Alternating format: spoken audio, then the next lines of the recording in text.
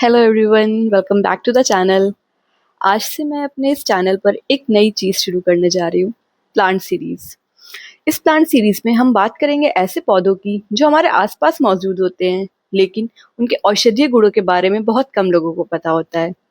तो बिना देर किए चलिए हम बात करते हैं एक बहुत कॉमन हर्ब जो कि हमारे घरों में ऑलरेडी मौजूद होती है। जी हाँ, कलौंजी। कलौंजी को हम ब्लैक सीड्स के नाम से भी जान सकते हैं। इसका साइंटिफिक नेम है नाइजेला सटाइवा। नेक्स्ट हम बात करेंगे इसके रस पंचक के बारे में। इसका रस कटु और तिक्त होता है। इसका गुण और लघु रुक्ष और तीक्ष्ण होता है। इसका वीर्य यानी कि इसकी तासीर उष्ण होती है, गर्म तासीर का होता है। और इसका दोष को कर्म होता है वात और कफ शामक, यानी कि ये शरीर में बढ़े हुए वात दोष और कफ दोष को शांत करता है।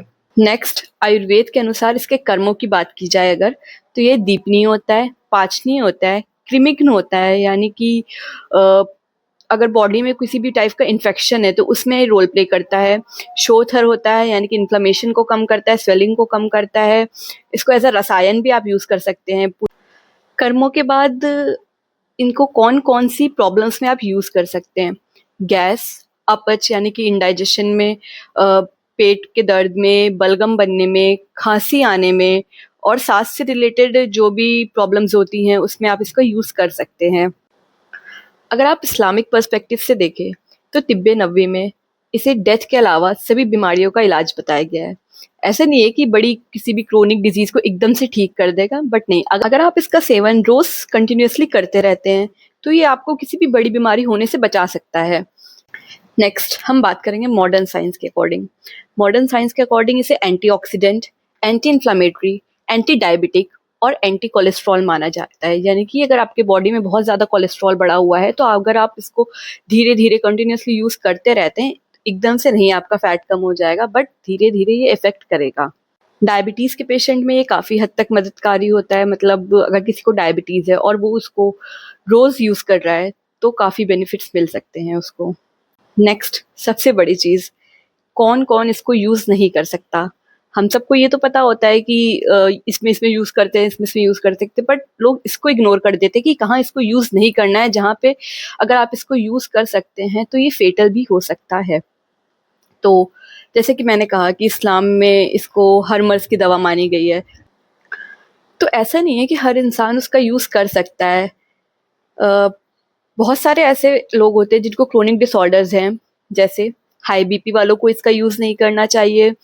ब्लीडिंग डिसऑर्डर्स वाले लोगों को, जिन्हें कुछ किसी भी तरह की ब्लीडिंग डिसऑर्डर है, जैसे पाइल्स हो गया, और प्रेग्नेंट वुमेन को इसका यूज़ बिना डॉक्टर के कंसल्टेशन के नहीं करना चाहिए।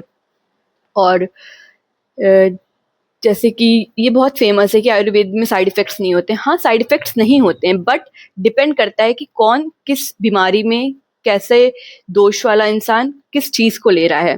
इसीलिए बिना किसी भी डॉक्टर कंसल्टेशन के किसी भी चीज़ का यूज़ करना आपके लिए प्रॉब्लम क्रिएट कर सकता है।